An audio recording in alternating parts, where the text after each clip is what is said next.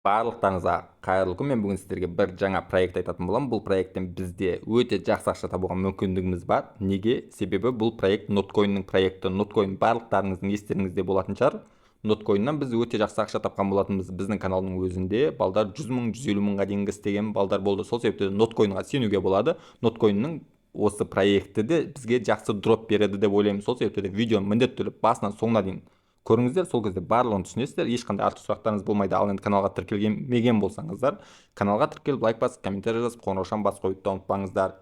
Ал енді қараңыздар, дәл қазір мен ноткоиннің официальный телеграм каналындамын. Бұл жерде өздері публикация жасаған Pix in November деп, яғни PX деген монета, яғни нотпикселдің монетасы ноябрь айында шығуы мүмкін деген сияқты. Сияқты емес, реально солай жазып тұр. Енді қараңыздар, бізде қазір 1,5 ай бар нотпикселді ойнап, Pix монетасын майнит етіп алуға 1,5 айдан кейін листинг болады. Сол кезде біз өзіміздің жиған монетамызды сатып, жақсы ақша таба аламыз деп ойлаймын. Ал енді қараңыздар, нотпикселге көшейін. Нотпиксел ссылкасы менің телеграм каналымда болады. Сіздер кірген кезде осылай квадратный картина тұрады. Бұл картинаның ішіне біз өзіміз точка қоя аламыз, яғни пиксель қоя аламыз. Міне көргендеріңіздей осы пикселердің барлығын біз секілді адамдар қойған. Мысалы, бір кез келген пиксель басатын болсақ, үстін жақындап міне инфо деген жерге кіретін болсақ, кім қойғанына шейін көрініп тұрады. Павел қойған, көргендеріңіздей. Но біз осылай басқа адамдардың пикселінің үстіне өзіміздің пикселімізді қоя аламыз. Дәл қазір менде 3 энергия бар, яғни мен 3 пиксель қоя аламын.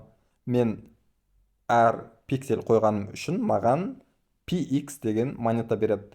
Дәл қазір біз біле алмаймыз, PX деген монета ма, или PX деген токеннің өзі ма. Яғни, жоқ, point па. Яғни PX деген бізде point па, немесе PX деген ол токен ба.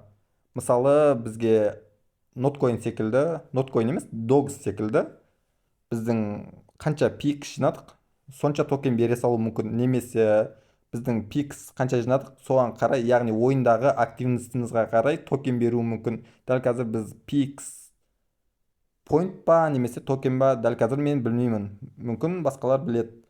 Қазір біздің ең бірінші жұмысымыз PX-ті жинау керек. Қазір мен қараңыздар, осы жерге, осы сарының үстіне, осы жерге бастым. Көргендеріңіздей, мен жасыл точка қойдым.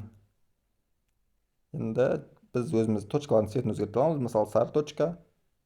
Тағы да басам. Көргендеріңіздей, мен сары точка қойдым. Маған 1,5 PX берді. Инфо қарайтын болсақ, міне мен басқам.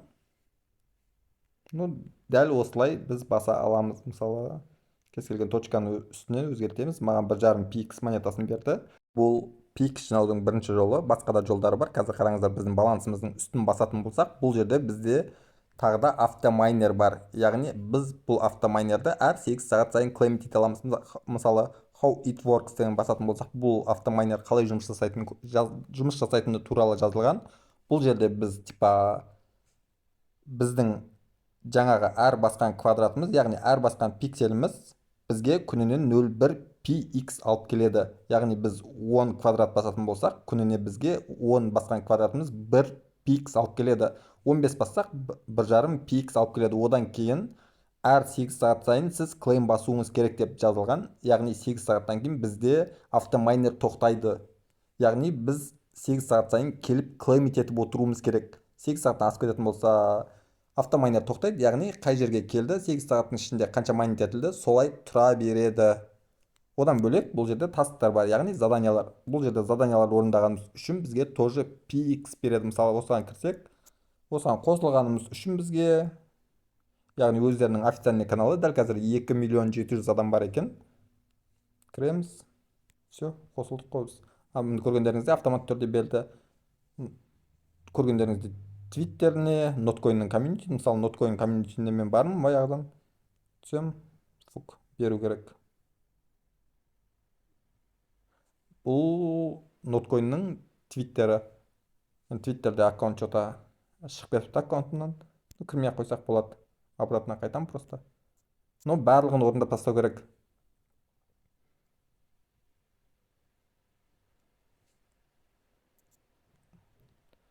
Енді қараңыздар, қазір мен артқа шайын.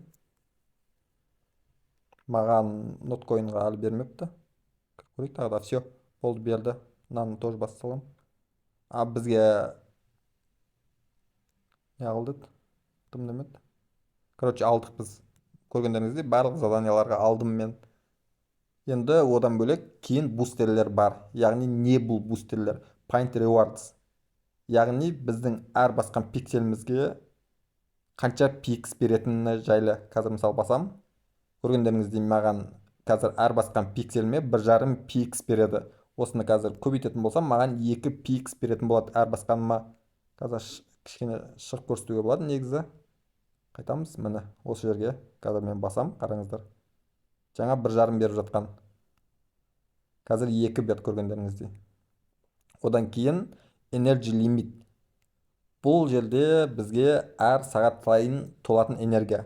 Мысалға, маған 1 сағатта 7 энергия толатын, 6 энергия толатын еді, мен көбейткеннен кейін 7 энергия толатын болды. Яғни мен әр сағат сайын маған 7 энергия толады.